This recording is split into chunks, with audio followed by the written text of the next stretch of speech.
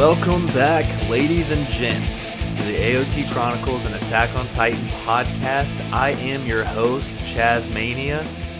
And wow, half the audience just fell asleep because that was so slow. But hey, everybody, my name is Ronnie Roo. How do you do? I'm howdy doody. Boy, I'm doing good. I am doing great. And today we're going to be taking it slow on the... Just kidding. Let's get right into this shit at this very moment. Whoa. Season 4, Episode 7, Episode 66, Assault. Yes. What'd you think of this episode? I enjoyed it. The first time through, I was a little confused at a few parts, but the second watch, it definitely opened my eyes up to some of the scenes that I was confused about, and I feel like I enjoyed it more the second time, for sure. I really liked this episode. I was able to take my hype glasses off for a second, so there were a couple things that I won't say I didn't like, but I want to talk about a little bit further, and we'll just see where we get to in this episode. But overall, liked it. Yeah, I completely agree. There's a couple parts where I thought they could have made it a little bit better, and then there was a couple parts where I was like, holy fuck, that was great. I mean, Eren is such a maniac. I'm so confused by Zeke, and I have to be honest, don't want to get ahead of myself. I'm a little let down by our boy Armin. I agree. Could have been built up a little bit better, but we'll talk about it when the time comes. Hey, we're going to talk about it. And the OST choice, we should definitely harass the producers of this show about it. Yes, we should try and make these guys quit. I mean, that sounds like the only logical thing to do. But anyways, let's get right into it. So, we start off with Porco. As we saw last episode, he's surrounded by the devils of paradise. Oh, yeah. And, Levi's swinging around, zipping through. We get that just gorgeous shot of Levi's face coming right up at the camera.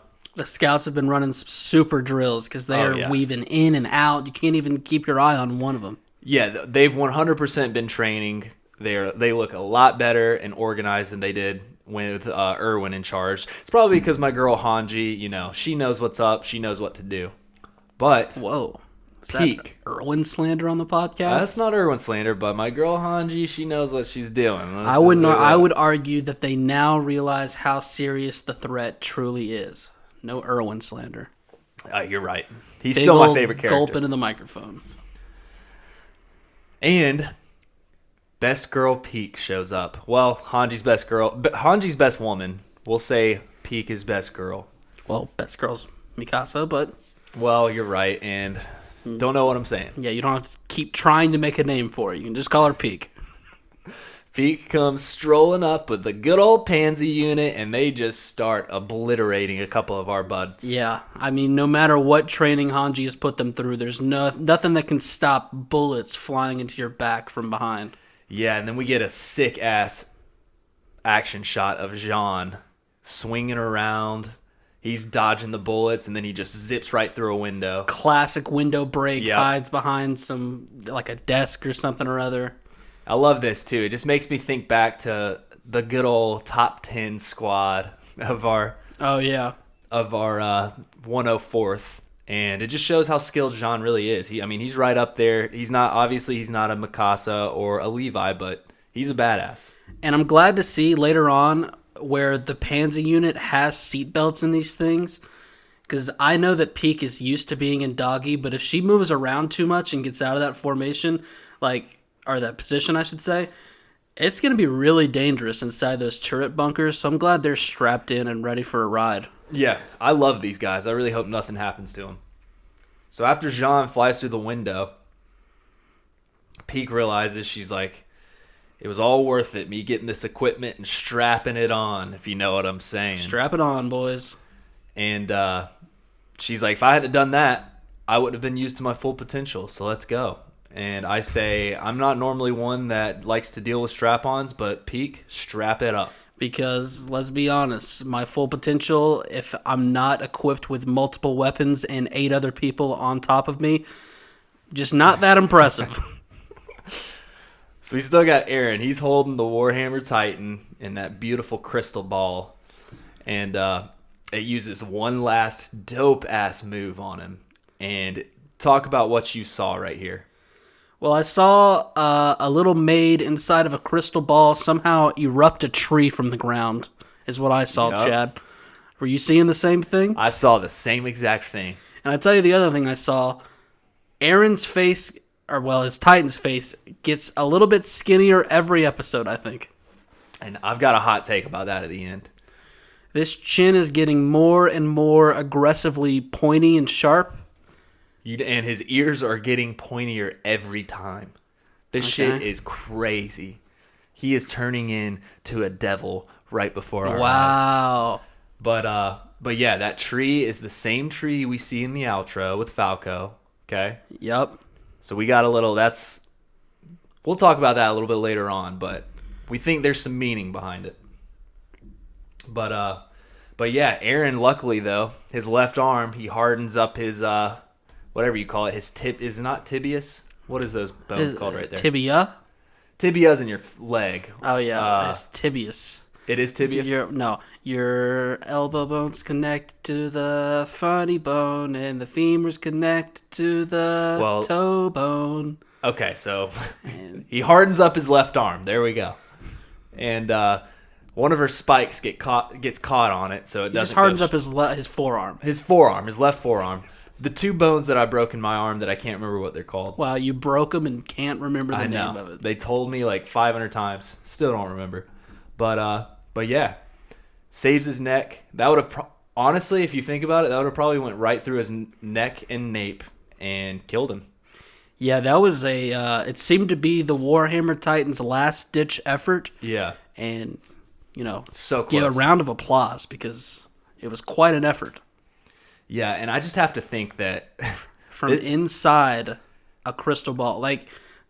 It's just so crazy how much this Titan has changed the game, and I still don't know if it's Warhammer stuff or if it's just Titan stuff in general that she's just mastered, because she's not even a Titan. She's forming entire hardened trees. It's pretty and you might be right, because Annie's done the same thing. It might actually be something where Annie could possibly do it, but I believe that it's, just from what I've seen, I feel like it's got to be Warhammer stuff, right? Just some special techniques. Maybe. I mean, obviously the Warhammer, like the fact that the Warhammer, the hammer itself is formed by the heart. I'm sure she's got like a higher tolerance for it or has a better skill, but to be in a crystal ball and still be doing stuff like this is crazy. I've got to think that this bitch Laura is just chilling in this crystal ball, looking at everything going on, being like, what is happening right now? Yeah, forgot her name was Laura. So someone asked Eren, hey, what are you doing? He says, just hanging around. Boo. All right, and just as that happens, though, Eren saves himself. We get good old boy Zeke come walking on up as Levi just gets the biggest killing boner of his life. Hey, buddy, you're late. Yeah. Okay, first off, hot takes here. We didn't see Zeke transform. He just comes walking on up. Mm-hmm. What is this guy up to? We'll save it for later in the episode. I don't want to talk about it quite yet. All right. Well, I'm just going to say this, though. The fact we didn't see him transform, like he was panicking about the situation going on, and he just comes walking on up, this guy is a mysterious Mr. Man. Well, we knew that, and it's like I said, hey, where has this guy been? You're late. Yeah. Very late. And then that's when we get straight into the opening, correct? Or am I completely wrong? No, I'm wrong. There's a scene Sorry, with terrible Levi. podcasting. We go to Gabby. Gabby is running and panicking. She's ready to fuck shit up. Gabby is pretty terrifying right here. I don't know how much she could actually fuck up in this situation. She's ready to fuck shit up, but I don't know exactly what kind of devices she has to enable herself to do such a thing. She reminds me of, obviously, the parallel with her and young Eren, when Eren pretty much couldn't do anything, but he was just ready to fuck shit up. And she's running with her little rifle, and Zeke, with a great quote, says, "Let none escape, kill them all." And then we've got Chaz's quote of the day. Oh, early. Levi then says, "Don't die on me, survive." Yeah, that's just great leadership by Levi. Yes. He gets the don't die on me point across, And if that didn't quite do the trick, he follows it up with a nice survive. Yep. We get the obvious... Because let's say, all right, put yourself in the shoe of the scouts. All right, you're talking with your buddy next to you. You're getting ready to, do some really impressive moves. And you just kind of hear in the background, Levi says, "Don't die on me." And then you go, "Oh, shit, what'd he say?" But then he says, survive. And you go, okay, great. Let's do this thing. And then I would have loved if he said, "I hate pointless deaths." That would have been a great add-on there. But it shows the obvious difference between Levi and Zeke. Zeke just wants to kill everybody. Levi actually cares about his comrades. And then we got more hot takes about Zeke because it seems like he doesn't give a fuck about any of his buddies. Yeah, Levi's just like, if I had it my way, you guys wouldn't even be here. Just let me handle everything. You just don't die. Yep. And that's why we love Levi. And then that's when it goes straight into the opening. Just terrible podcasting by me earlier on. Just not even surprising. So after the opening, we go to Falco. Finally, our boy Falco is alive. Let's give a little round of applause. Hey, good for you, Falco. Good for you. Way too aggressive of a clap. I haven't clapped on this pod in a while, so there you go, folks. I'm a little hungover, I won't lie to you. I've had probably 6 hours of sleep this entire weekend. Yeah, we'll get into that here in a second. So yeah, Falco's under some rubble, and we get a little liftoff here with... what looks like a formed cocoon with the armored titan with hands around it. I was so confused by all this. It's definitely like his hands. I see like his fingernails, and they're clasped together, and it's like they erupt from the ground. So you brought up an initial good point, which I thought was smart. Like, he's only partially transformed here, I think. Yeah. Now, the part that I'm confused about is... Falco enters through the same spot and then slides down to Reiner. I'm just very confused about the blueprints of this Titan at the moment. Yeah. I mean, whatever he did when he transformed, he obviously was just thinking about saving Falco, so he's in a very weird Titan state right now. If this thing wasn't underground, I would love to see just the layout of this thing. Because I couldn't figure it out for sure. Yeah. And when Falco gets out of that thing, he just looks up, sees Zeke, Porco, and Peak just all fighting these devils, as he would call them. And that's when we get some really cool shots, I thought, of them. I think it was Jean maybe flying around Zeke, and then... Yeah, I don't even know if it was... I think one. it was just like a guy, but he's got some moves, and it was one of the more impressive shots that we've seen.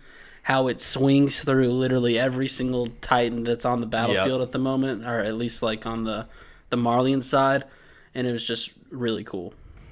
I thought it was awesome. So then we got Eren. He's trying to break this crystal ball. Mikasa's throwing a thunder spear at it. Nothing is happening with this thing.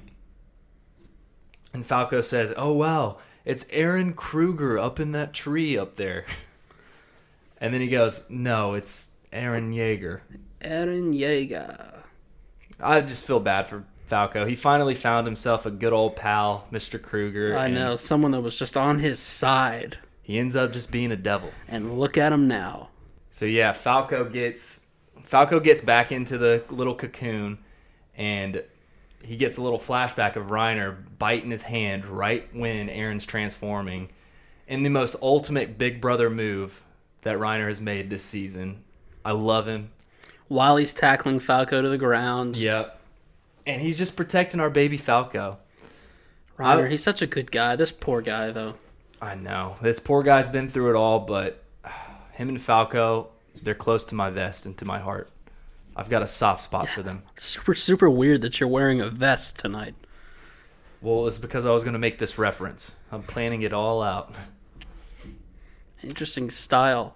So Falco, being best boy, starts apologizing to Reiner, but realizes that he's just completely unresponsive. And he looks like shit. His face is so creepy. It's almost like he started to form the armored Titan's face, like on his face, which is not how it works. No. But it just looks like he has a metal plate underneath his skin. And the creepiest part is it makes him look as if he's kind of smiling. Hate it. I hate it, dude. And It is chilling. Whatever is coming from his chest, too, is just... If you thought Reiner couldn't look any shittier as he's been looking these past few episodes, he's gotten 2 times worse. It's just like... where you see the inside of the Titan, usually it's like bright reds and stuff like that. He's got like purple intestines just entering his body. He just looks sick. Yeah, the inside of this Titan just looks sick. This poor lad. You know, Falco starts thinking too, and he's like, why is he not being responsive right now? Like, he's got the power of the Titans. What the hell's going on? And he then realizes that he has no will to live because he was literally a couple episodes ago just begging on the ground to Eren to just kill him. On his knees, literally, just saying, end all of it. So Falco realizes there's nothing he can do. He just needs to go get help. And he tells Reiner, he's like, look, there's more than just enemies out there. There's Gabby, there's Zofia, there's Udo. Well, I guess it's just me and Gabby. I'm sure they're fine. You know, I haven't seen them yet, but it looks okay out there outside of the cocoon. I'm sure we'll meet up later. And if they were to be dead, if someone tells me that they have died, I'm going to take it really, really hard. I'm definitely not going to be super quiet and not say anything about it. I'll tell you that right now. And I love how he says that to Reiner, though, because, as we know, the only reason Reiner did not kill himself was because of Falco and these little siblings of his that he needs to take care of.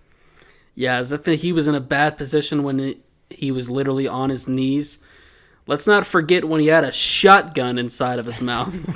Meanwhile, Zeke is just throwing rubble around and doing his normal old baseball pitches like it's nothing. Classic beast. I mean, he's just picking up rubble and just chucking it, and it's going 1,000 miles an hour at buildings. And he's learned some new throwing formations that we'll get into a little bit later. Yeah. So as soon as a couple of scout soldiers, they go to attack his nape from behind, and Peek and her pansy unit, they start lighting them the fuck up. Yeah, the panning unit came to play today.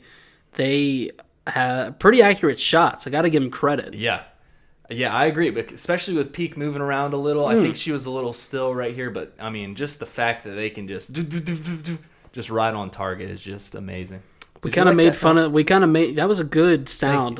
That is what it sounded like.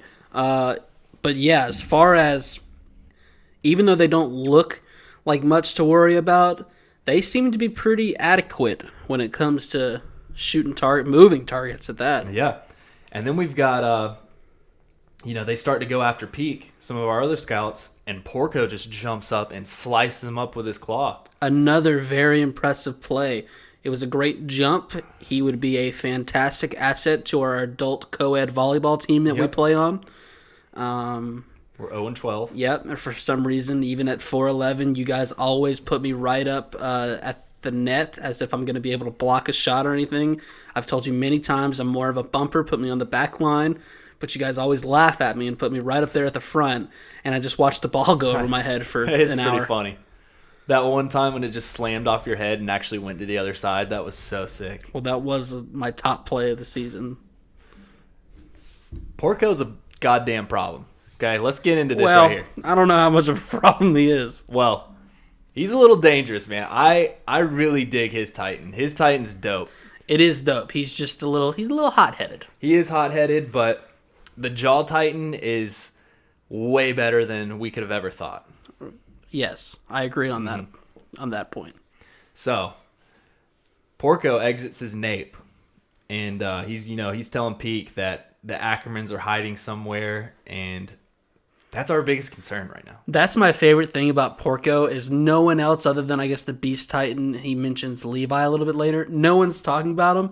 Porco's never even met the Ackermans, and he's like looking, just based off what people have told him, he's just looking around like the Ackermans are somewhere. Yeah. Oh, it's so awesome. They're just a couple of legends. And we then look over to Eren. He's trying to chomp down on this shell of the Warhammer, and his teeth just make the worst sound ever, and my mouth legitimately started hurting when this happened. They just all shatter, and I'm in terrible pain right now just thinking about it. And when they show him afterwards, hey, you know what my note here was? Owie. You know what mine was? Ugh. That's pretty good note there, buddy, but it's not as good as owie. He then says that it's just like Annie's shell, so his teeth are completely useless against it. So, I'm so glad they had this line in here. Just the fact that it points out that Eren at some point has tried this on Annie. Let's go ahead and talk about Annie for just a minute here, because we've gotten some feedback. One person, it was just kind of a random episode. They just said, "Hey, did you guys forget about Annie?" No, what we were worried about is if the show had forgotten about Annie. He's like, "Hey, dipshits, did you forget about Annie on Paradise, you fucktards?" I'm like, whoa, just chill out, man. No, but listen, man, we have it. We just watched an episode of Reiner trying to kill himself. We weren't even thinking about that. And we talked a little bit about this on the season 4 preview. Obviously, not everyone listened to that, and I don't blame them for that. So let's really quickly. You have kept talking off podcasts or whatever about Annie showing up, and my whole point the whole time was, listen, either she still has to be in that crystal ball, or someone better have her Titan capabilities. And you were kind of like, why? But this right here is the exact reason.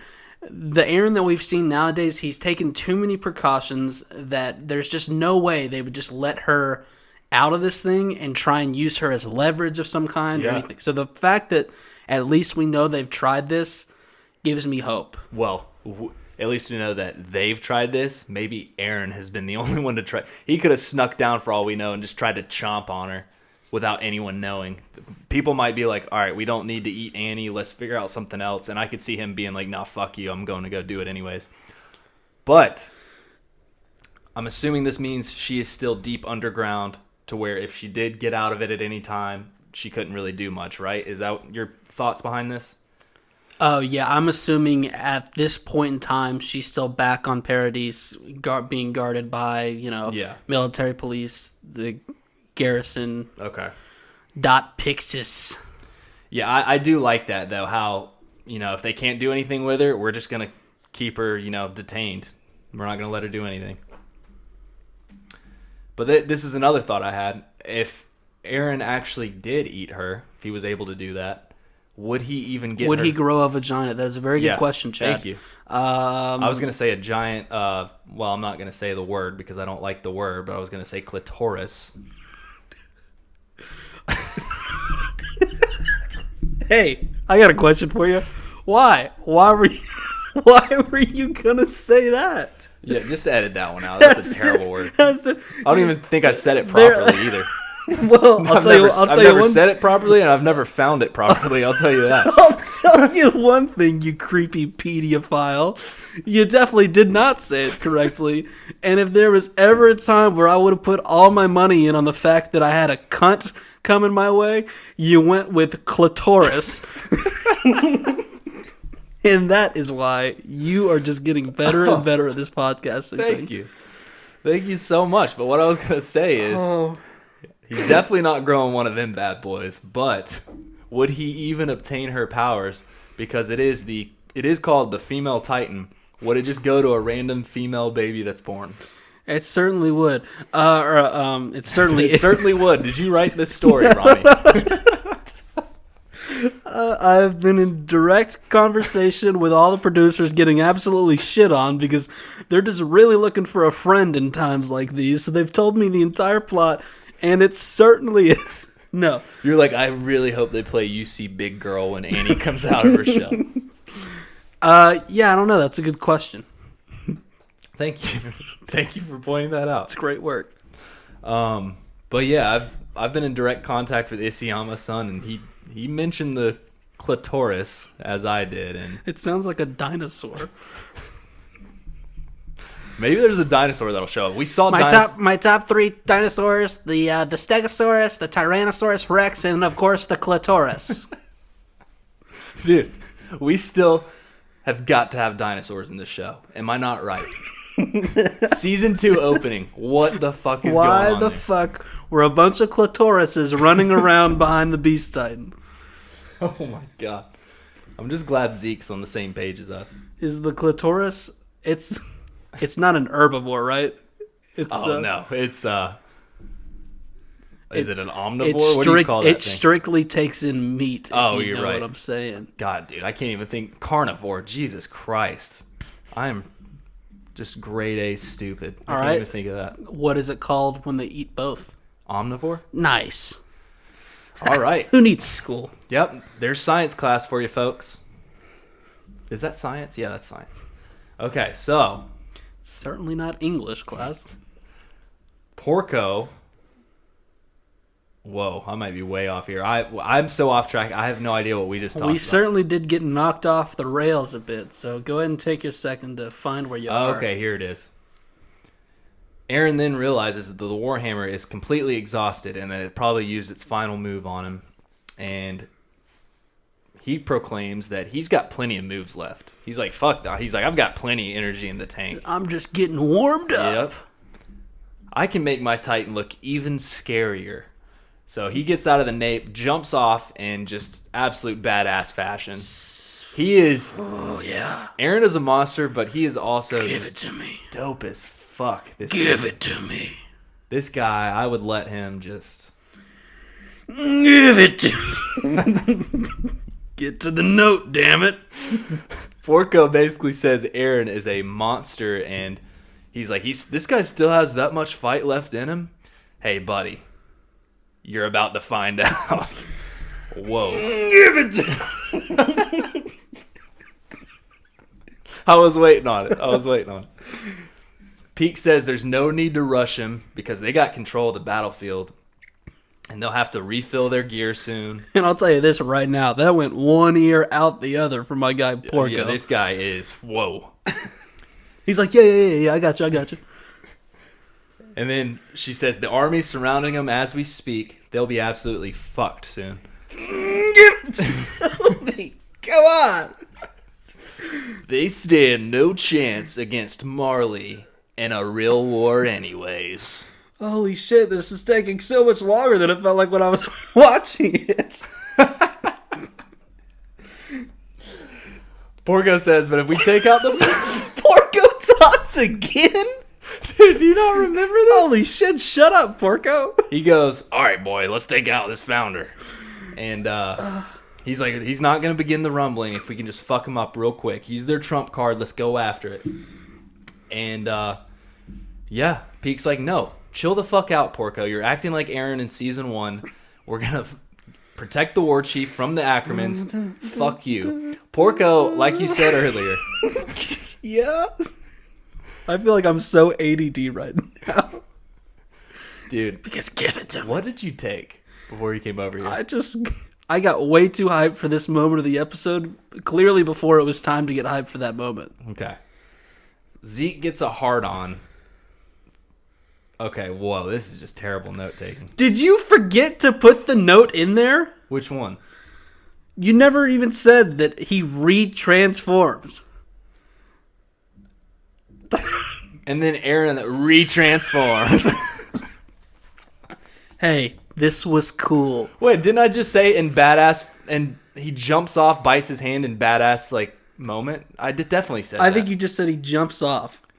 Said Because he jumps I don't off know and if bites you, his hand. I don't know if you noticed, but I wanted you really badly to give it to me. I know. I thought I did.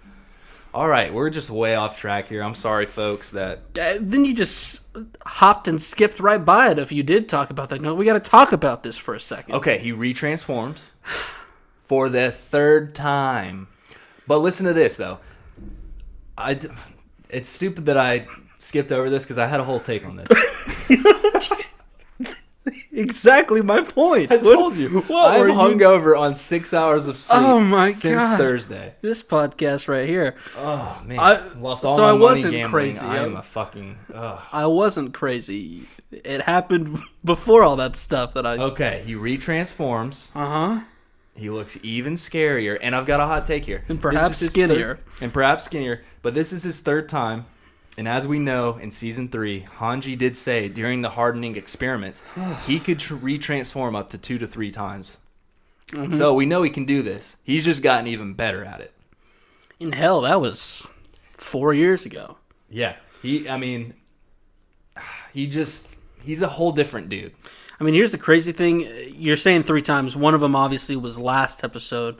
And that time he kind of had like a conversation with Mikasa. It took maybe a good 5 minutes or so. Then he retransformed. And I even made the comment, wow, that was quick. Yeah. Well, certainly wasn't as quick as him getting off at floor 18 and then jumping off the shoulder down to floor 3. Yeah. And hell, he was the Titan before he reached the lobby. How about that? That was great. I love that reference, dude. Great. It's like, because it's an elevator, you get it? For some reason, it reminded me of the Tower of Terror, if anybody's been to Disney World. Oh, great. Beautiful, right? Great attraction. But yeah, he's just a fucking madman. He's a mad lad. You know what I'm going to call him? A mad lad. Well, what was the other name? Mr. Deviant Devil Man. Yes. He's a Mr. Deviant Devil Man, and when he's not in his Titan form, he's a mad lad. Man. I just feel like we're on such an upward trajectory on this file. We are really just getting this thing down. Oh, we're doing it. Never mind the fact that you've gotten lost in your notes 8 times. We are really impressive. Bro, if I have to say that I'm on 6 hours of sleep since Thursday night one more time, I'm going to jump over this table and smack the mic out of your hand. I don't want to get too drowned out. What does drowned out even mean? What am I talking about? I don't want to get too sunk down in our own personal lives that we stop talking about Attack on Titan. But once we get to the calling card, we're going to stop talking about Attack on Titan so you can take us through your weekend of 6 hours. So. And everyone's going to hate it. I know. I'm sorry, folks. We're getting right back into this. Ronnie is a huge distraction. And by huge, I mean huge. Wide and huge. So, he says, show yourself, Levi. You are running out of time, while Levi's looking at his watch. So Zeke is saying to Levi that he's running out of time. I'm assuming he's meaning that the fleet is surrounding the area. He's like, if you don't start fighting soon, 30,000 soldiers are going to be on your ass. Okay. That's what I'm assuming he's saying. And we go to Falco. So apparently, while we were watching this, Ronnie said that Zeke had a giant watch in his hand. I don't know where I saw that. I would have lost, if we had made a bet, I would have lost so much money. Because for some reason, I was hallucinating to the point where basically the stopwatch that Levi had, I had Zeke holding another stopwatch inside of his Titan. Well, it would have been even better if he was holding it outside of his Titan. It was just the Beast Titan holding. Yeah, you said that, and I was like, it's like Marley has a version of Big Ben, and he just went and grabbed it and just looked at the watch. Like, you're late. He did not have a stopwatch. He did not. He did not. He was just telling Levi he's running out of time. Levi checked the watch. And then we go to Falco, who's still sprinting for help. By the way, I know it's not called a stopwatch. It's a pocket watch. So he grabs the stopwatch. He's looking at it. Then we go to Falco, who's still sprinting for help when he runs into Magath. And Magath seems genuinely concerned about Falco. He's like, are you hurt? What's going on? Man, I just love Magath. He cares for little Falco. How sweet. He does. He tells him to leave. He's like, dude, get out of here. I don't want you dying on me.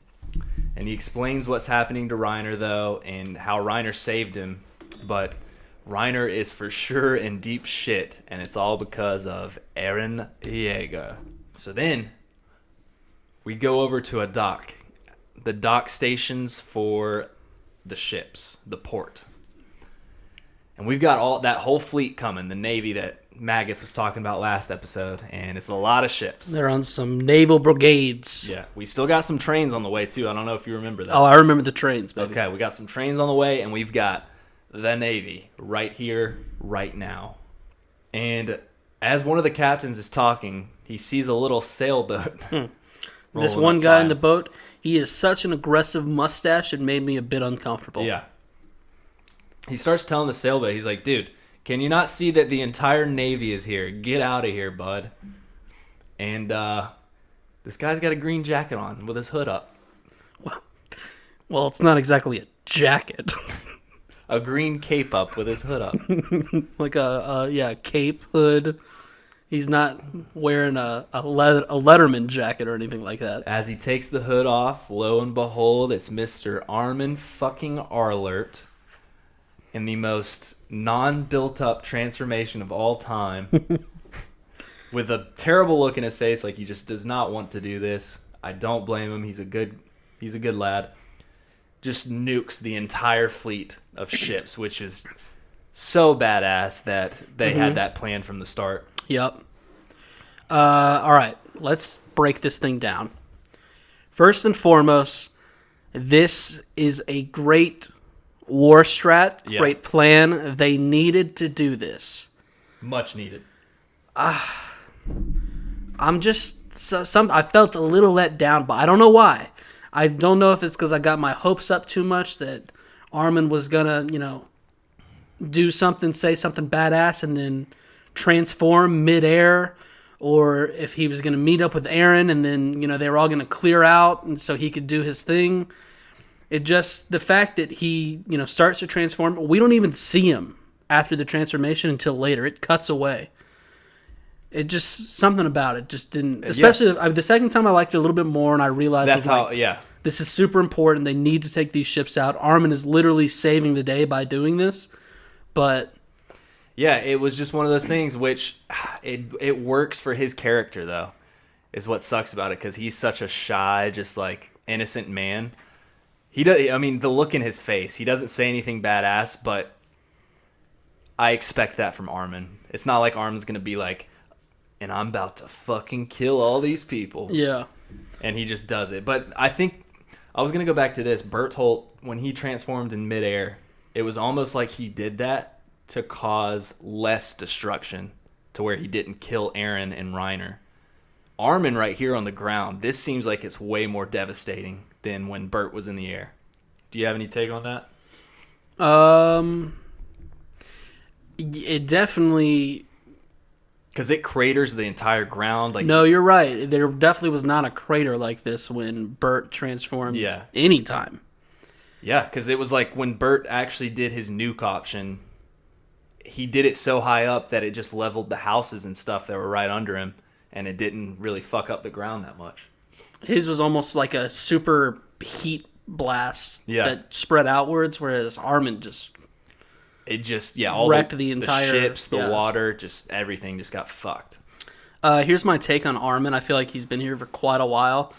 The whole time Eren had been in Liberia, Armin had started a side business with this little sailboat, where he would take couples on the boat to watch the sunset for a fair price right out there on the water. And thank goodness he did, because this boat came in clutch. I just see him in like a white shirt, half buttoned down. He's just like, all right, I know the perfect spot, guys. And everyone's like, what the hell is this guy doing? There's 30 Navy ships like just going by. He's just on a little sailboat. He's like, hey, how's it going? I'm just going out to see the sunset. And the wreckage, I did like a lot, though, when it panned back to our war zone area and they just see the blast and the light and how the wind even impacted them from all the way over there. That was dope. Because we got Magath. Peek and Porco realized that, shit, they did have a plan after all. They just fucked everything up over there. That's the Colossal Titan. And Porco's so pissed off, he just goes running back at Eren and Miksa again. When Peek tells Zeke that the attack is coming, okay? So we've got everything going on at once. This is why I'm talking fast and stuff. The attack's coming for Zeke, and then all of a sudden, Zeke is just standing there looking straight ahead. Mm-hmm. What is your take right here? You kind of get into this too. I'm so confused. Here's my take. Levi's looking... Okay, first and foremost, is Levi looking at his watch because he, like Jean later, he's waiting for Hanji and them to get here? Or is he waiting for something about the Beast Titan? So there's that to think about. And my other thing is, when everyone turns to look at Armin's explosion, here's my hot take, all right? Is it a distraction? Does Zeke exit his Titan and leave, causing him to just stand there like a statue? When Levi goes by, slices him down, we never see Zeke again. It's just the Beast Titan, just skull of a body, just laying there dead on the ground. Because here's the other thing that has not been paid off. Zeke still has, perhaps, ODM gear that he stole from Mike in Season 2. Could he just zip right on out of there? Dude, that's where I'm at on this. That is a beautiful take. I love the callback to Mike. R.I.P. Mike. But yes, I do agree that he probably exited his Titan, especially the second time watching it. He does not move whatsoever. Nope. There's no reason at all that he should. Even when he gets sliced in the nape, he should at least like move his body a little bit to, you know. Lifeless. Absolutely lifeless. But I don't think Levi is working with Zeke on this. I'm not on that train. Okay. I think Zeke fooled Levi right there. I think he fooled him, got out of there, because he knew that he's going to get fucked up by Levi. And he's like, if I pull this little distraction special technique on him, I can end him for good. Zeke's going to transform again next episode. I would agree with that. Here's why I disagree with you a little bit, and I don't even know why anyone would listen to me at this point, because it seems like everything I say is just fucking wrong. But the reason I don't agree that even Zeke fooled Levi is because Levi, if Armin starts to do this thing, Levi wouldn't even be phased. We know how much, even you said it, how much of a warpath he's going to be on with Zeke, how badly he wants to kill Zeke. I don't think he would take his eyes off the Beast Titan as soon as he realizes what Armin's doing. Well, he is hiding behind a wall, though. Like, it's not like he's just staring at Zeke behind that wall. Zeke could have easily got out of his little nape area and just flown backwards somewhere. Too much of a Levi fanboy. I think he knows exactly what's going on with him. So you think that... So why would he see forward the back of his nape if Zeke wasn't in there, though? Wouldn't he see that he's not in his nape? When? A little... Well, we'll get to it. But when he falls to the ground, Zeke falls to the ground, and Levi jumps on the back of his nape and then C4s it. Dude, Zeke's such a shady... I think it's all for show. You really think Levi's working with Zeke? I don't know.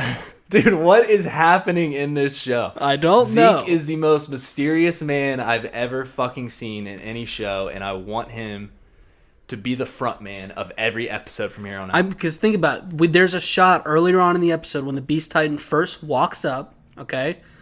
And we see the Beast Titan in the background as we see Levi's face. You've said it yourself. As soon as Levi would see the Beast Titan, you would thought he's going after him. And he didn't. He, left for a little while and then came back. I don't know. It's just super weird. It's so weird, man. I can't see Levi not...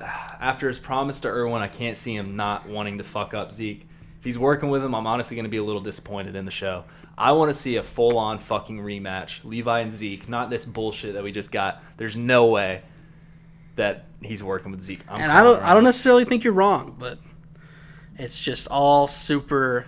So that's what happens. So Zeke lands right near Magath, Gabby, and Falco, and Magath protects. When Levi throws this C4 at the back of Zeke's nape, Magath jumps on Falco and Gabby and protects him. Magath's a real one. He's a fucking real one. He's an MVP.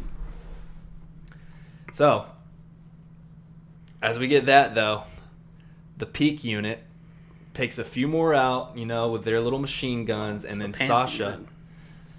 Sasha sneaks up, and fuck, man, this is just a sad scene for me. Our boy Carlo. Oh, rip, Carlo. Oh, man, our pansy Carlo. He gets headshotted right in the face. I love how Carlo of the panty unit gets his panties just sniped off his face. Because he was a great guy. He was probably my favorite in the panty unit. Well, right behind the guy with the red scarf. Yep. He was my second favorite in the pansy unit. One thing I will say, I am so down with how Sasha is just this badass rooftop sniper. Yeah. She's not zipping around or anything. She's just... It's awesome. And she's got on top of the rooftop. She's got the old ODM gear on. She's like Levi right now, because we kind of talked about that, I think, a little bit. But Levi's got the good old green cape on. He's still rocking with Erwin. I love him for that. And Sasha's still rocking the old ODM gear, too. I guess it's just preference, I'm assuming. Yeah. So, yeah, Peak then turns to Sasha. And I thought Sasha was going to die right here. I'm not going to lie to you. I thought there was going to be one of our first major comrade deaths when Jean comes swinging up, slides under Peak, and shoots that spear right at her eye. And just a badass moment. Jean is a real one, dude. He was great this episode. He was great. And then we get a few more scouts go on top of her and fucking thunder spear her right all over the place. Oh, and all over the place, as in the Carton Titan, takes a thunder spear right up the asshole. It's brutal. I mean, it's nothing that Peak hasn't experienced before, but it's going to wreck her pretty bad. And then she falls off the rooftop. I mean, just crazy shit's going on in this episode. And that's when we get to the calling card. And since you're such like a high maintenance person, like the calling card should have been your job, but you get up, you're like, oh, I gotta go brew coffee, and then I gotta go take a shit, and then I gotta do this and fix my hair for the podcast, even though we're not on video. I came through with the calling card. Yep. And it was new ODM gear. Gear used by the Paradise Island forces, which utilizes compressed gas and wire hooks fired from special equipment to allow their soldiers to nearly mimic flight. Though previously unavailable with the island's technology, the gear includes semi-automatic pistols, special swords, and some soldiers are even armed to fire shells, enabling superior anti-personnel and anti-Titan combat. So these things are rigged up. They taken after the Kinney squad, man. Yeah. Our note on the Kinney squad with, hey, why are those guys flying around with 3 bullets? They were like, someone, I'm assuming Hanji, got to the bottom of that and was like, hey, yeah, that's pretty stupid. Let's get some of those guns too. Yep. And so I meant what I said. Yo, let me talk a little. I'll talk a little bit about it this past weekend. I want to, yeah. Why are you on 6 hours of sleep and suck? All right, man. So Thursday, I left on Thursday for a little bachelor party. You know, just the good old shindiggity stuff. Oh, I know. The good old shindiggity stuff, huh? So we went to the mountains, man. You know, we just chilling and we go gambling. We go to a casino. Right. In good old North Carolina. Because as you know, gambling is not legal in Georgia. That is where we reside. And it's a good thing it's not, or else we would both be broke. Yeah. So. Which you might be broke. Well, I'll get into that. You look a little down on your luck today, so let's. So Thursday night we went. I wasn't expecting to go, but we're like, we'll go tonight and tomorrow night. We go out there.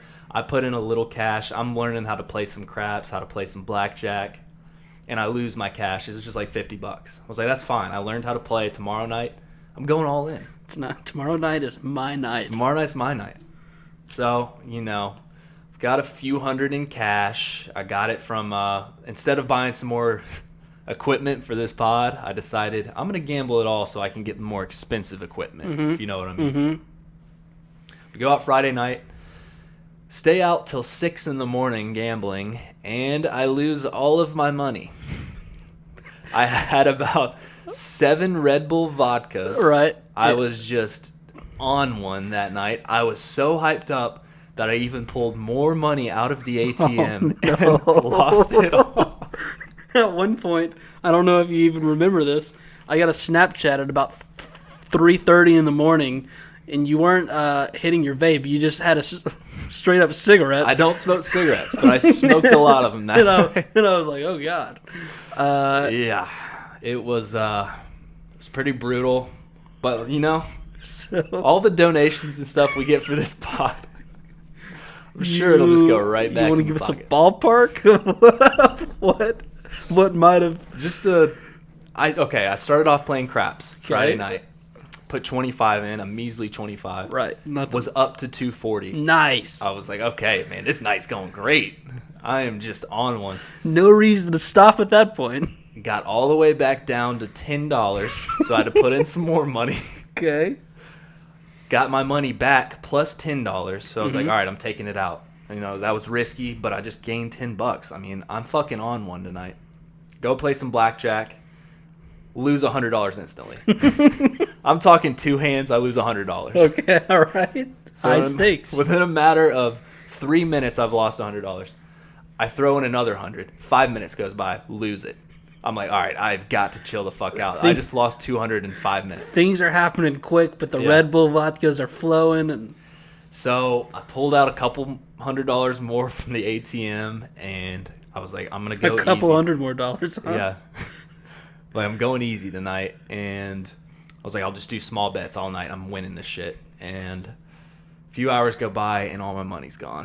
And I went to go pull more money out of the ATM. Oh, my God. Even thought about doing like a credit loan.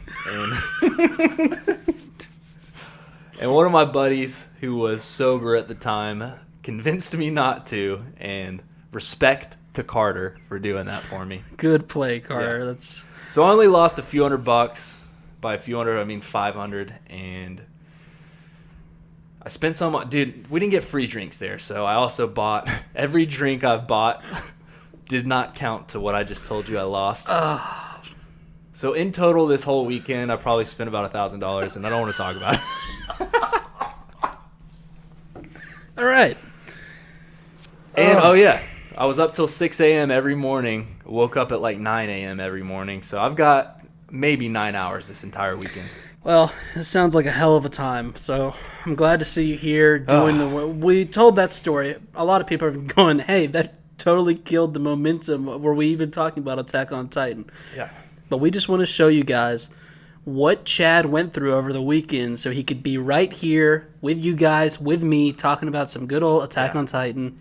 And I'm sorry if you think I've absolutely sucked this episode. I don't even know where I'm at right now. I'm just reading what is on my notes, and I don't even remember watching this episode. It's all downhill from here, baby. I've got the notes. Let's go. You just have to react off what I say, and you know how my notes are. Next level. Just give me one second. AoT Chronicle reactions coming soon. No, you did not.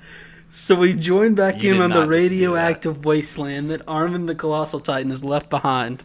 You did not just put on sunglasses in the middle of this. What? What are you talking about? You're not jacking my vibe right now, are you? Dude, what do you mean? Oh my god. Can I do the notes? Continue with the notes. Just go. So, we join back in on the radioactive wasteland that Armin the Colossal Titan is left behind. We see a little kid slowly dying from the boulder crushing his lungs and the embers falling on top of him. Okay, keep going. The Colossal Titan seems like one that doesn't change too much, which makes sense since it's basically just muscle tissue. Do you agree with that? Yeah, I agree. I like how his face, though, looks. Armin's face looks gorgeous. You can definitely tell they're two different Titans, but it's not like a Ymir Porco transformation or anything. But I thought it looked good. Armin exits. Great haircut. God, you're such a douche. That's all I'm just saying right now. What? You look like such a douche. You're jacking my vibe, but you look even cooler because you got cooler shades on. You think...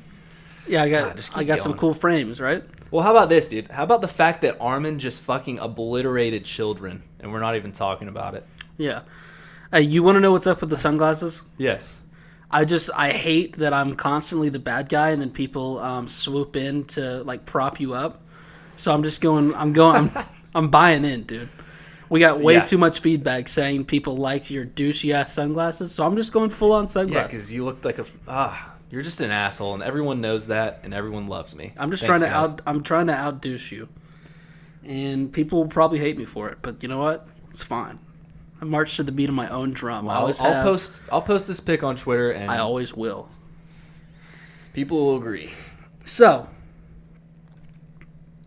did Armin? Great haircut, right? He looks a lot better. I'm so glad he finally got rid of that stupid hair.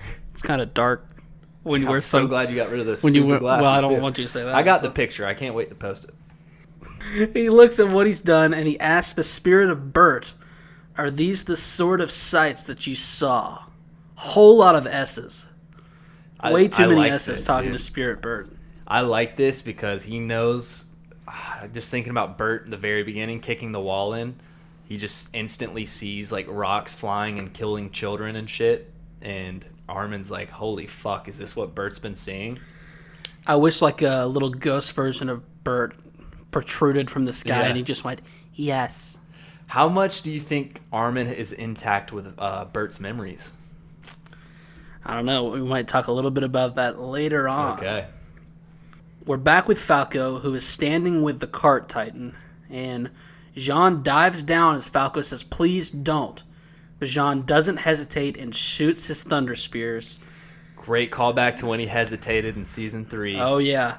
He's learned. He doesn't care that there's a cute little kid trying to block him. But his thunder spear gets swooped up in something or other.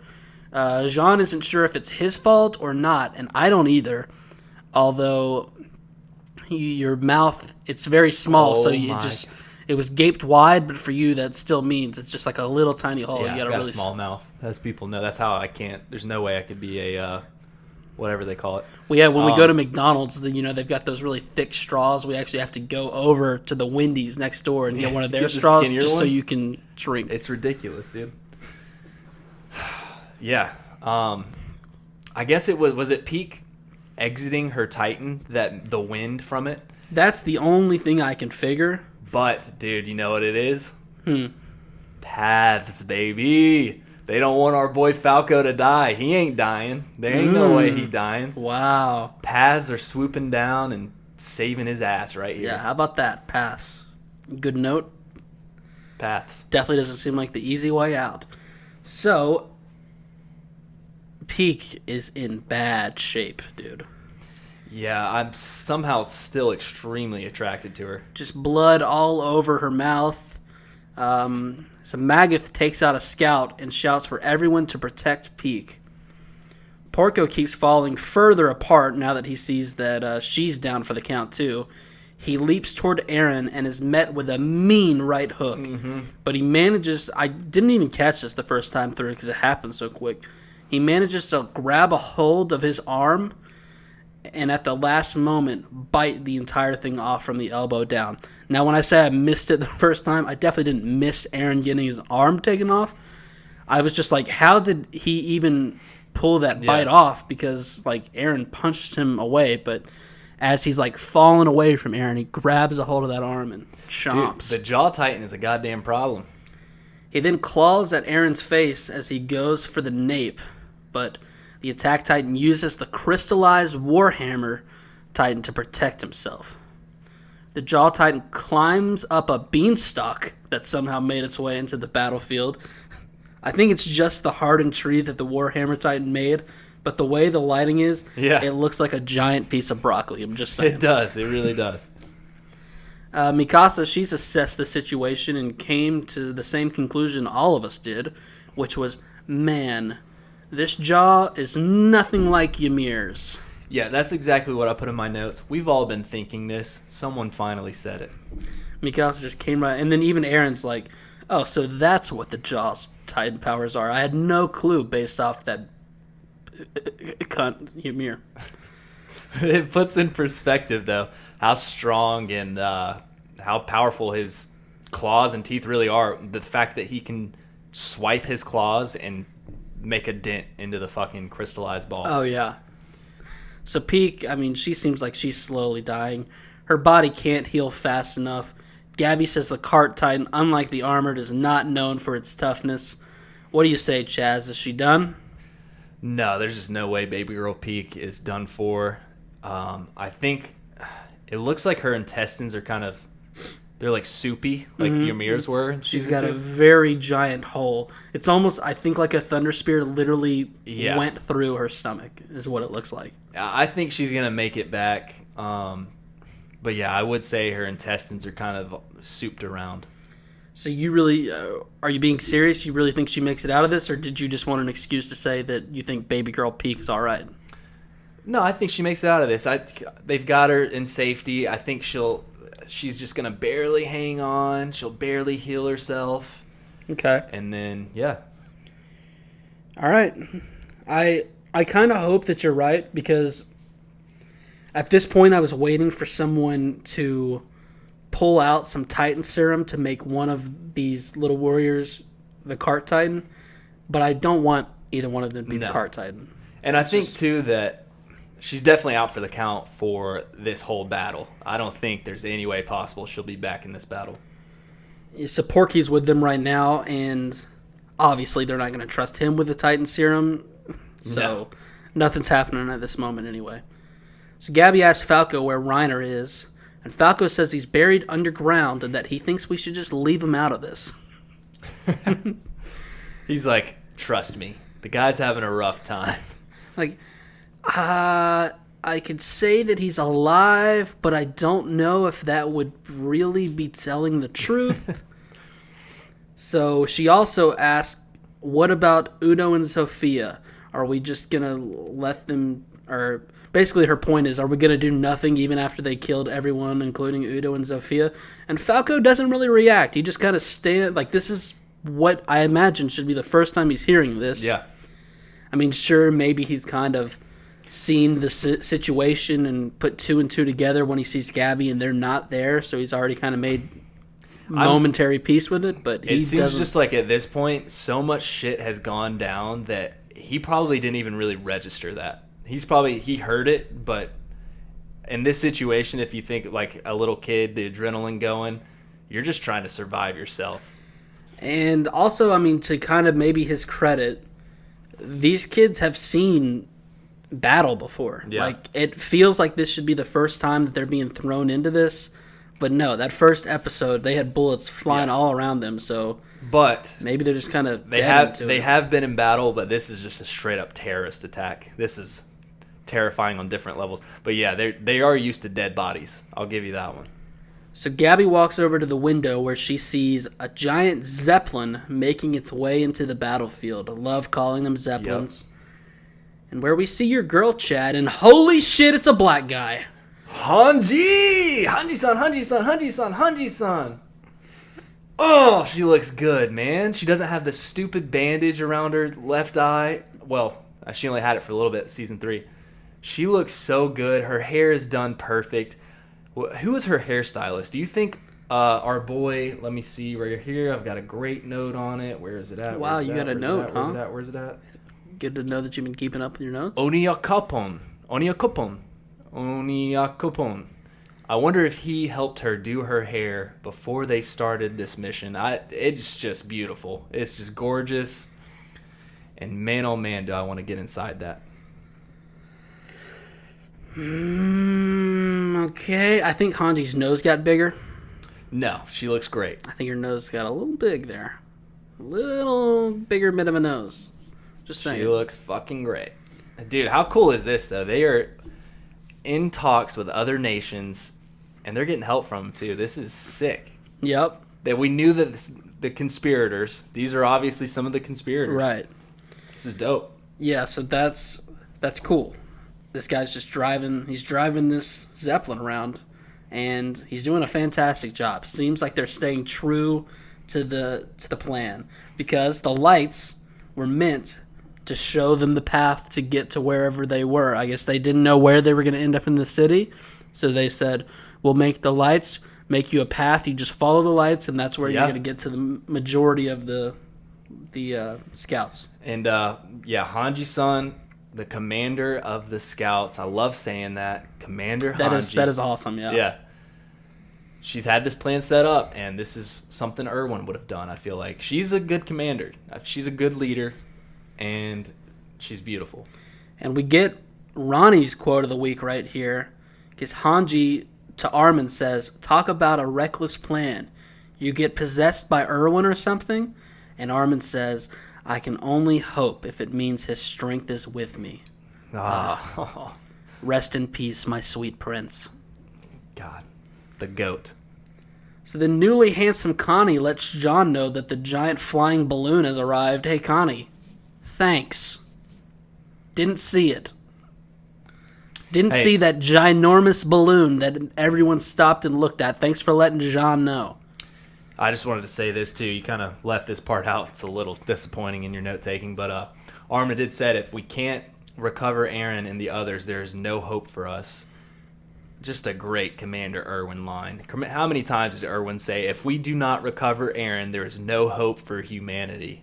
Let's go. It's true. So, if you ever miss that line again, I'm smacking you. Well, the reason I didn't say that line is because it seemed a bit too obvious for me. And this podcast I'm seeing the writing on the wall. Can't believe you had it in your notes, though. So good work by you. So Porco isn't ready for everyone to get away this easily, and he leaps after Eren once more, but doesn't get far before Best Girl, Mikasa. Don't know why you were trying to make Peak Best Girl. This is our Best Girl right here. Baby girl feet. Mikasa slices both legs off in one motion.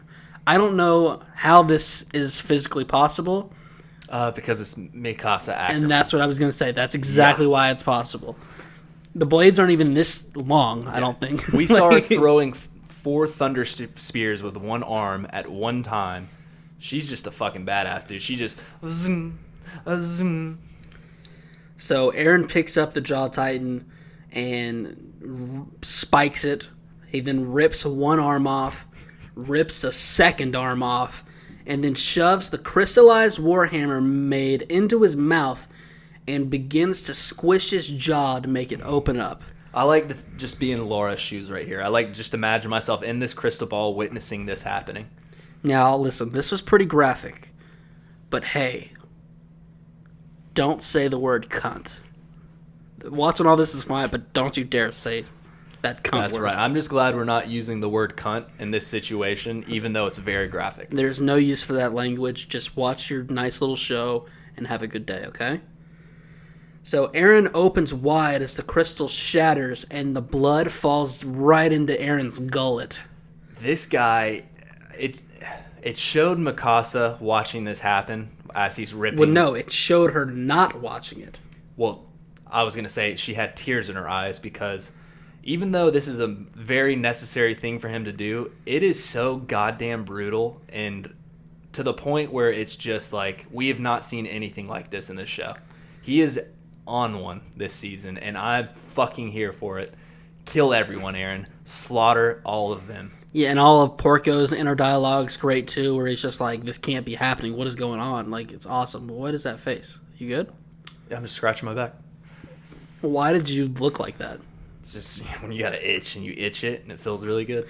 Obviously, this isn't going to mean a whole lot for the audio listeners, but why did your face look like this? I just told you, when you itch it and it feels really good. That's your scratch face? Yeah. So, but yeah, after you called me out for that arm and shit, I'm calling you out. Mikasa was not watching Eren. She was crying, though, because she knew was what was crying, happening. but she couldn't bear to watch it. Get your shit together over there. I would never make a mistake like that. She couldn't bear to watch it, but she was watching it crying.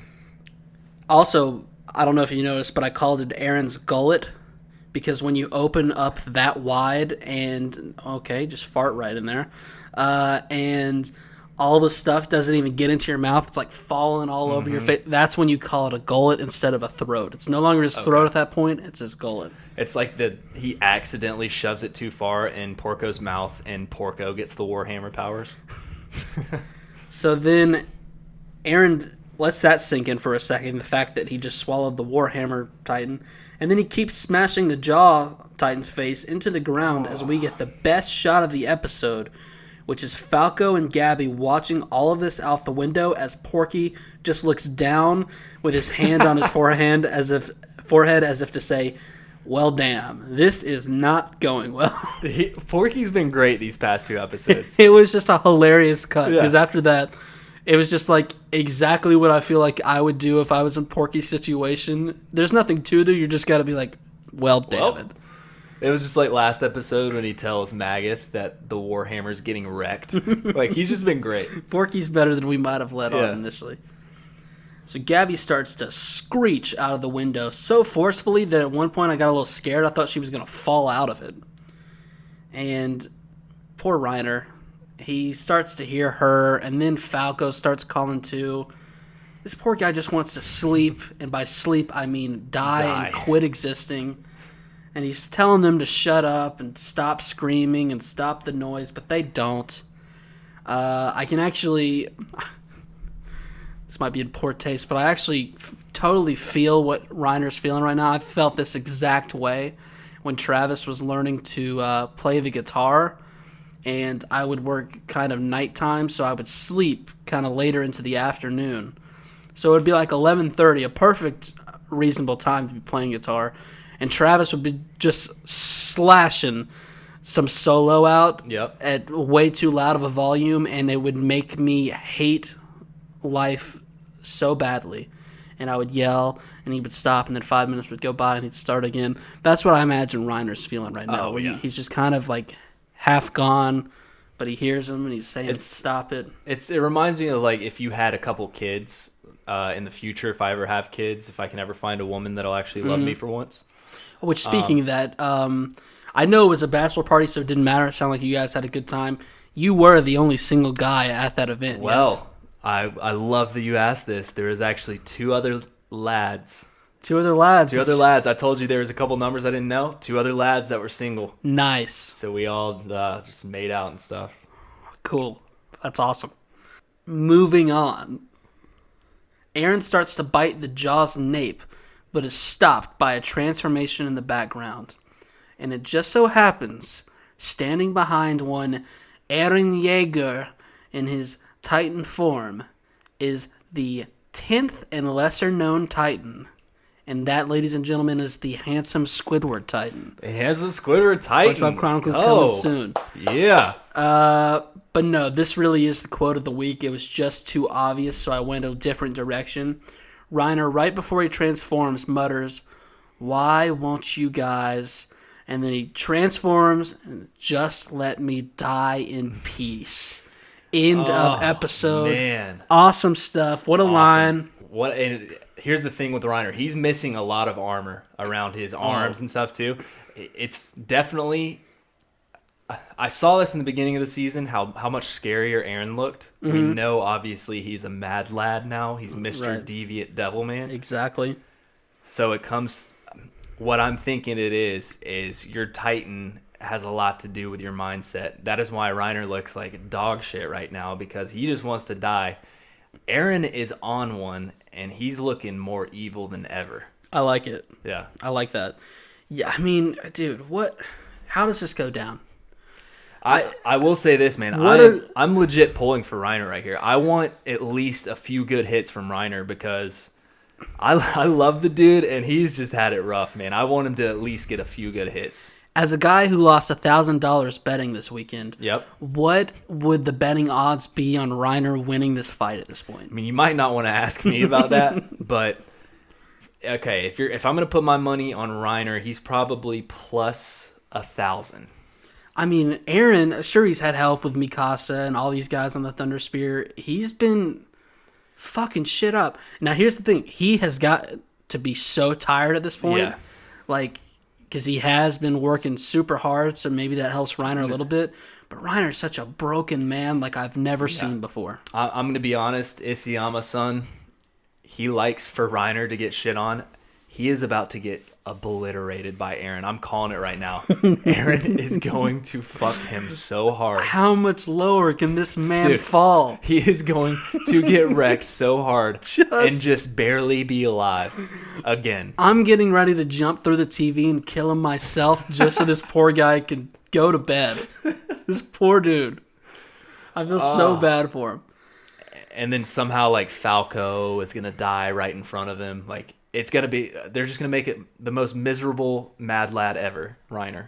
He's not a mad lad. He's a sad lad. They're going to make Reiner the most miserable sad lad ever. Next Sunday, the mad lad versus the sad lad. Get your bets in early. Yeah, I would put my house mortgage on Eren on this fight right here. Oh, all right.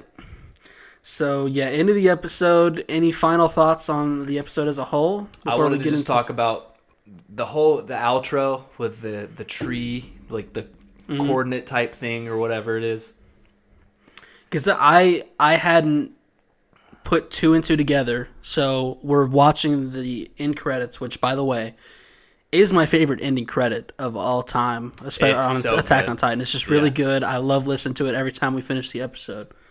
And they've got like the tree, and I asked you what is up because it's also on logos and stuff. I said, what's up with like the tree thing?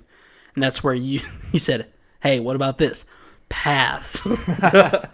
I just know when Ymir looked up in the sky, season 2, we had those like paths, the tree looking thing in the sky.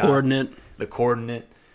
I mean, it's definitely, some symbolic of that. I think too, I had rewatched, I think, either episode 3 or 4. Whenever Eren is talking to Falco, I thought this was a really cool thing that they did. It could just be me tripping out, but especially when I saw the tree at the end again. And because also I had pointed out this episode when the Warhammer Titan erects this tree or whatever, it looks exactly like that. The coordinate or whatever we want to call it. And I think it was episode 3 or 4 this season, and Eren is talking to Falco on the bench, and behind him is the shadow of a tree that is right beside them, and it looks the exact same way. And I thought that is either an awesome like symbolic thing that they did, or it's just they just did the shadow of a tree, and I'm just bullshitting my way through it. But I feel like it's definitely something that Isayama-san did. Because that's a big concern of yours going forward from here, because at this point, like, we are almost halfway through this. And you keep saying they've got to get into these paths. They've got to get into. You can't end season 3 with the owl making those remarks and having such a big discussion about it, and then just never talk about it again. Yep. This isn't Game of Thrones. That was the lamest fist bump I've ever seen. I've never watched Game of Thrones, guys, so I have no idea what I'm talking about. No, Chad actually sucks so hard that he's the type of guy who came over to my house as a person who's watched all of Game of Thrones, read the books, just to sit and watch the Battle of Winterfell, just to experience. Yeah, I read the books because I'm. Hey, how about you read some manga, bro? I'm scared. I don't know which way to turn the pages. I'm just nervous. I just need someone to encourage me a little bit more and tell me which is a good one to start out on. Okay. But with that being said, we also want to do one final thing before we get out of here. Let's do because I said we're almost halfway through this.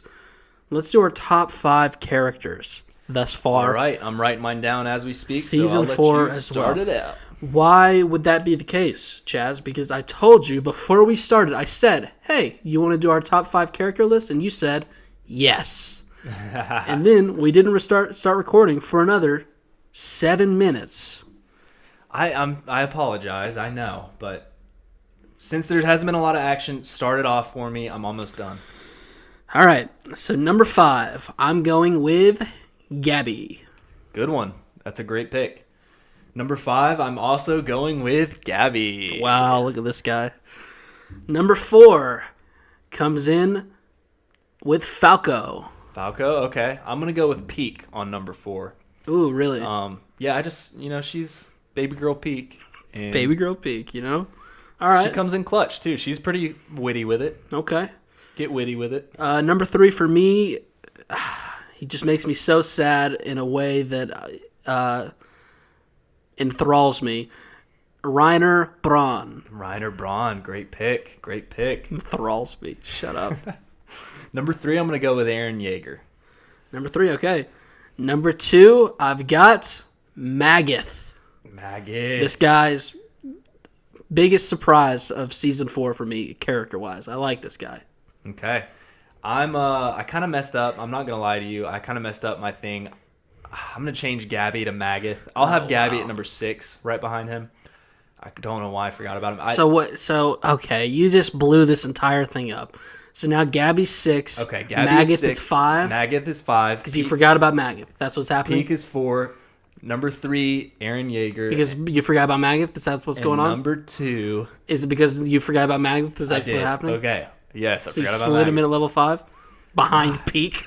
I had to... Shut up. I mean, baby girl Peak, man. Oh my god. Hey, turn your dick off, buddy. Number 2, Falco Grice. What number did you say that was? Number 2. Okay. No, I'm all in on Falco, dude. No, well, that sounds wrong. Whoa. I just told you to turn the dick off. Stop it. I am here for Falco. I want this guy to be the last one alive. I want everyone in the show to die. Not a single one living, but Falco. Just be careful. Hey, where is... Help me remember. What's going on with Colt? Colt is running off looking for Falco. He still doesn't know where he's at. It's weird that we didn't see him this episode, yeah? It is, but he's just running away looking for Falco. Yeah. That would be kind of cool. All right, here's a little hot take. Just throwing it out there. While he's running around looking for all this, he bumps into Zeke somewhere, and they have this awkward showdown because he's like, "Why aren't you helping everyone?" And oh my dude, how crazy would it be if Zeke transformed and then just stomped on Colt and it'd just be super cool because we know Colt's in line for the Beast Titan, and we just see those two. Oh, and then the whole thing is Falco going after Zeke. Just my little hot take there. And then number 1 for me is Eren. And I can't believe Eren Yeager has climbed the leaderboards to the number 1 spot. Honestly, so much of it is just because I was so scared how they were going to treat his character, and they just went all in on it, and it's paying off because it's making some great television. Great, yeah. You're completely right about that. I have a feeling Eren, by the end of this season, will 100% be my favorite. The only reason I'm going with this number 1 is because this focus was way more on this guy this first half of the season that we've watched, but I'm going with Reiner Braun. I loved the first few episodes, his whole backstory, and just his sadness, depression. It just fills my heart with joy. Yeah. I said it enthralled me. You said it fills your heart with joy. Both interesting word choices. He's too sad I couldn't put him at the top, but I'm loving how sad this guy is. What am I saying? How much of a fucking upgrade with Eren, though? I mean, this guy, I don't think I ever even put him on my top list. Maybe once in the past 3 seasons. I remember he somewhere in the middle for me at one point. But okay. But yeah, he is a goddamn savage. But yeah, I mean, what was I getting ready to say? I completely forgot. Moving on. Anything else you have left? I think that's about it. For the people? We've probably missed something huge. Like I said, I'm in a foggy state right now. Yeah. This is why this pod probably sucked a little. Listen, we had technical difficulties when I first got to the studio today. We normally watch on your Xbox because, of course, you're like a goddamn gamer. And it had to update for like 8 hours. So then we watched on your laptop the first time through. And beautiful graphics. So we just cuddled up, our thighs were touching each other, and it was, warm was a word that I would use to describe it. And then we were able to take the notes on the bigger television. We really struggled through this one, but we got it. We got it done. I hope you at least enjoyed it a little. I'm sure we made mistakes, but hey, that's why we have an email at thepodcastchronicles@gmail.com for you guys to let us know some points that you would like to talk about and help us out with. And tell me how bad I sucked this episode. If you want to tell me to get some sleep, go right on ahead. I'm sure he's getting ready to make some sort of comment about how you can send him money. He's just kidding. Well, those don't exist. And I wish then we had those. Follow us on Twitter at Podcast Chronicles. Subscribe to us on YouTube. I always have a hard time with Give us a thumbs up on YouTube, too. It helps with the traction. But that's enough of us pimping ourselves out. Thanks for tuning in. I've been so happy with all the new people coming in. We've got more listeners every week, and it's just been a lot of fun for us. We're having a hell of a time. We are. And we'll see you next week. For free. Jeez. We'll see you guys. Hey, no voice crack. Yeah. Peace. Peace.